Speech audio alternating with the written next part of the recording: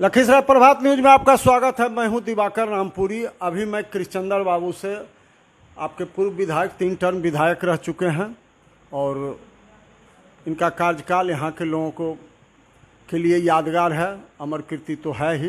लेकिन अभी तत्काल राजनीति दृष्टिकोण से कहिए या अपराधी को बढ़ावा मिला या गलत तत्वों को बढ़ावा मिला, जिस कारण से भूमि विवाद पथुआ को लेकर के पनप रहा है, जो पिपरिया प्रखंड के ओलीपुर गांव के बगल में पथुआ मौजे है। इसमें कोर्ट से ऑर्डर भी हो चुका है। इसके बारे में मैं जानकारी दिलाना चाहूँ कि पर्चा वाला भी जो इनके ज़मीन पर पर्चा बांटा गया था वो मटिहानी ब्लॉक से बांटा गया था, बेगूसराय जिला के अंतर्गत है। लेकिन वो ज़मीन पथुआ जो है मुंगेर जिला में है। उस समय मुंगेर जिला में था, ओल्ड मुंगेर में, अभी तत्काल लखीसराय जिला में है। तो उस ज़मीन के बारे में हम जानकारी आपको बताते हैं कि उसका सही चीज़ क्या है। जिस तरह से भ्रम फैलाया जा रहा है कुछ विरोधियों द्वारा और सामाजिक तत्वों द्वारा, इसके बारे में मैं इनसे सुनवाता हूं। पथुआ का जहाँ तक जिक्र है, मेरे पास खतियान है। पथुआ ओरिजिनल जो था पथुआ, ये पथुआ नहीं है जो गांव लोग बसे हुए हैं, कहते हैं कि हम पथुआ हैं, लोग उस पार है पथुआ। अब पथुआ का खतियान देख लीजिए, उसमें कोई भगत या किसी बिंद का कहीं खतियान में नाम नहीं है। जो है उसमें पथुआ के एक थे कौन सिंह, उनका नाम हमको याद नहीं पड़ रहा है, उनका नाम है, मैं कल बता सकता हूँ देख करके। नहीं तो हम लोग के बाबा पड़वावा का, रामचंद्रपुर के किसानों के बाबा पड़वावा का नाम है, और हम लोग की वो खेती है, हम लोग की ज़मींदारी है। और उसके पहले हम लोग ज़मींदार थे, हम लोग रसीद काटे हुए थे, सेटल किए हुए थे, गैर मजरुआ खास ज़मीन था, आम नहीं। उसके बाद जो है सो हाल तक में हम लोग रसीद कटाए हुए हैं। अगर लोग कहते हैं कि आपकी ज़मीनें नहीं है तो हमारी ज़मीन पर सीलिंग काहे केस चला? नहीं चलना चाहिए। जब मेरा ज़मीनें नहीं तो सीलिंग एक्ट क्यों चलेगा? वो हमसे ली गई, वो भी बेईमानी के द्वारा। 1950-51 में बिहार सरकार ने अधिसूचना जारी करके मटिहानी अंचल की पथुआ मौजे को बढ़िया में मर्ज कर दिया, उसका थाना नंबर बदल गया।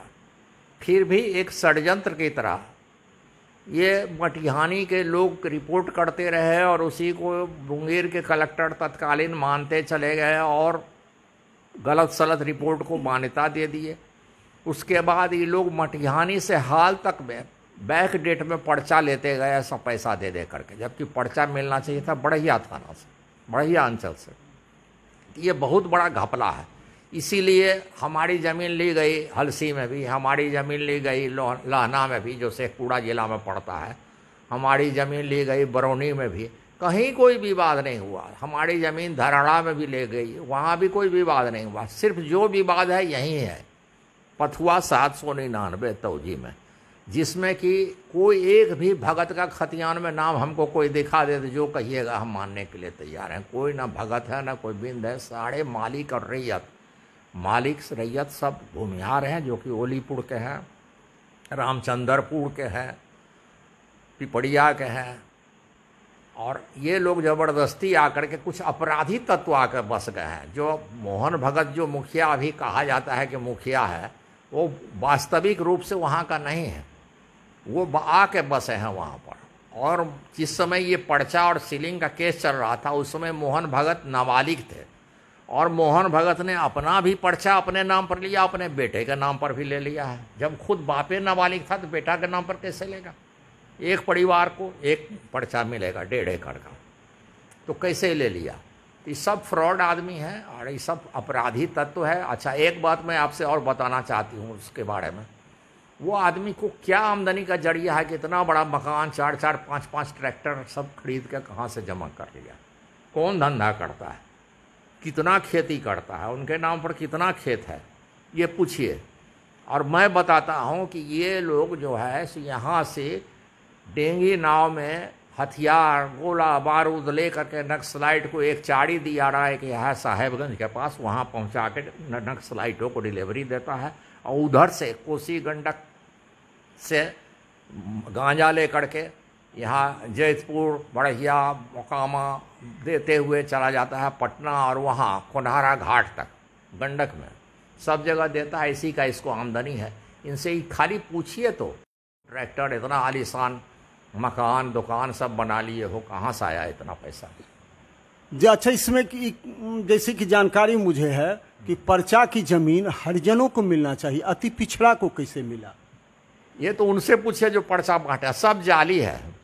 ये वहाँ का सीओ जो था, या अभी भी कर्मचारी जो है, वो 5-5 हज़ार रुपया लेकर पर्चा बैकडेट में दे रहा है लोगों को। और जैसी एक बात की, आप जो पर्चा बंटा था उसको माननीय उच्च न्यायालय ने रोक लगा दिया या रद्द कर दिया, क्या इसमें आपका क्या? हम लोग उच्च न्यायालय गए ही नहीं, कुछ किसान गए थे उच्च न्यायालय में, तो उन लोगों की ज़मीन को डिग्री मिल गया, उसको दखल दहानी भी दिला दिया गया, लेकिन उनको जोतने नहीं दिया जा रहा है। ये लोग जाते हैं फसल बून देते हैं, काट लेता है ये लोग ले जा करके। तो किसान परेशान है, कुछ बढ़िया किसान भी हैं जिनका इधर दियाराम ज़मीन है, तो वो लोग परेशान हैं, थक गए हैं। प्रशासन से कोई मदद नहीं मिल रहा है, प्रशासन कुछ नहीं मदद कर रहा है। अब क्यों नहीं कर रहा है, काहे नहीं कर रहा है, ये प्रशासन से जाके पूछिए कि जिसकी डिग्री हो गई हाई कोर्ट से, जिसको कलेक्टर ने जाकर दखल दहानी दिलवा दिया, जिलाधिकारी ने दखल दहानी दिलवा दिया ढोल बजा करके, उसकी ज़मीन पर क्या प्रॉब्लम है? थाना क्यों नहीं उसको प्रोटेक्शन देता है?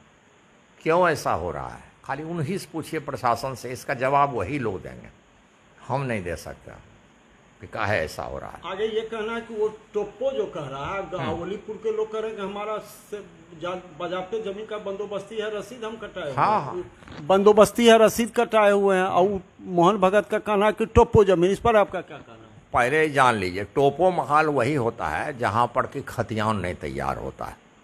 एक सीधे गंग सिकस जमीन है, जमीन पानी में है, तो उसको घेर करके एक उसको बता दिया जाता है टोपो हो गया महाल। काहे कि उसमें बाइफर्केशन नहीं है, प्लॉटिंग नहीं है, किसका ज़मीन है किसका नहीं है, प्लॉटिंग नहीं है। लेकिन ऐसा बात पूरे पथुआ में नहीं है, वहाँ खतियान भी बना हुआ है, खतियान भी बना हुआ है पथुआ में। जो ज़मीन ऊपर थी उसका खतियान बना हुआ, उसमें कहाँ कोई भगत हुवत है, कहाँ कोई बिंद का नाम है, कोई नहीं है। हाँ, बटाईदार में कहीं कहीं नाम है कि फलना भगत फलना बिंद बटाईदार, तो बटाईदार तो मालिक नहीं होते हैं, उनको ज़मीन जोतने का अधिकार है, लेकिन वो मालिक नहीं कहा सकता है, वो बेच नहीं सकते हैं ज़मीन को। इसलिए बटाईदार में 1-2 जगह है, वैसा सब जगह नहीं है। और ओलीपुर के लोगों का जमीन बहुत बेचा गया है, बिक्री हुआ है, बहुत बिक्री हुआ। उसको वही लोग लिया है, मोहन भगत एंड को वही लोग खरीदा, दूसरा कौन खरीदेगा? यही लोग खरीदा। अभी पैसा तो इन लोगों के पास पैसे का बम फूट रहा है, चूँकि उनको टैक्स फैक्स नहीं देना है, कोई पूछने वाला नहीं है। पैसा तो उन लोगों के पास जितना है उतना शायद कोई भूमिहार नहीं निकाल सकता है पैसा। मोहन भगत के पास अपना 4 ट्रैक्टर है, 5 ट्रैक्टर है, हार्वेस्टर है। इस पर एक कहना है कि वो जमीन को लिया, अगर टोपो है, अगर ओलीपुर के किसानों की नहीं है तो उसका फिर उससे रजिस्ट्री लिया तो वो जमीन उसका कैसे होगा? नहीं होना चाहिए, कैसे होगा? वैसे देखिए, एक तो आदमी क्रिमिनल है, पढ़ा लिखा नहीं है, ऐसे ही कुछ से कुछ दावा ठोक देता है, कहीं से कहीं कुछ बोल देता है, तो उसकी बात को इतना महत्व आप लोग नहीं दीजिए। जो न्यायालय कहेगा, न्यायालय करेगा, वही बात सही होगी। बिहार सरकार ने एक बहुत बड़ी बेवकूफ़ी कर दी, नीतीश सरकार ने, कि समूचे दियारा जितना भी है, गंगा दियारा, कोसी दियारा, गंडक दियारा, सोन दियारा, उसको टोपो महाल को कहा कि नहीं, रजिस्ट्री नहीं होगा, इसको रोक दीजिए। साहेबगंज से लेकर बक्सर तक।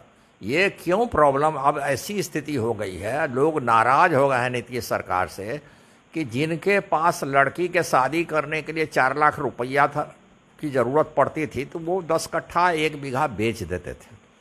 अभी जो है सो 10 बीघा ज़मीन अगर शुद्ध भरना लिखेंगे तो 4 लाख रुपया मिलेगा, तो वो बेटी का ब्याह तो कर देंगे, उसके बाद खाएंगे क्या लोग? इसलिए लोग बहुत नाराज हैं। 2 चीज़ से नाराज है, एक बालू की पॉलिसी, एक ये रजिस्ट्रेशन रोकने की पॉलिसी, दूसरा दाखिल खारिज में अनाप शनाप पैसा लिया जा रहा है अंचल ऑफिस में।